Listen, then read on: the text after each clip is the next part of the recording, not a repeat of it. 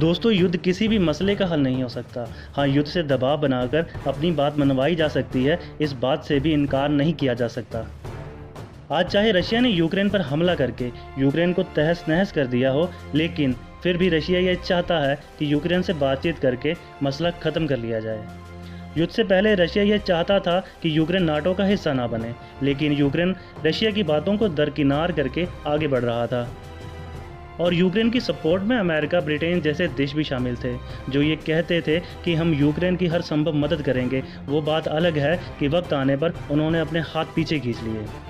लेकिन रशिया ने यूक्रेन को जब ये कहा कि वह नाटो वाली जिद छोड़ दे, तो यूक्रेन भी अपनी सुरक्षा को लेकर चिंता जता रहा था। अमेरिका और कई यूरोपीय देश यूक्रेन के सपोर्ट में और रशिया के अगेंस्ट उतर रहे थे। अमेरिका बार बार ये कह रहा था कि यदि रशिया यूक्रेन पर हमला करता है तो अंजाम बहुत बुरा होगा। सीधे शब्दों में ये कहें कि अमेरिका भी रशिया पर यह दबाव बना रहा था कि वह युद्ध ना करे। बट रशिया ये अच्छे से जानता था कि अभी तो यूक्रेन नाटो का हिस्सा भी नहीं है, तो अमेरिका और नाटो देश रशिया पर इतना दबाव बना रहे हैं। यदि यूक्रेन नाटो का हिस्सा बन जाता है तो नाटो के 30 देश मिलकर रशिया पर सैन्य कार्यवाही भी कर सकते हैं।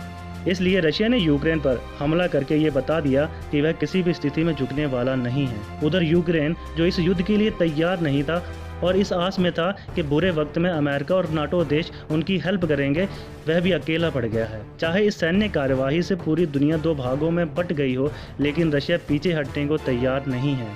उधर यूक्रेन भी रशिया से दो दो हाथ करके युद्ध में बना हुआ है। चाहे रशिया पर अमेरिका और दुनिया के कई देशों ने आर्थिक प्रतिबंध लगा दिए हों और कई तरह के बिजनेस ख़त्म कर दिए हों, लेकिन इन बातों की परवाह किए बगैर रशिया यूक्रेन से युद्ध जारी किए हुए है।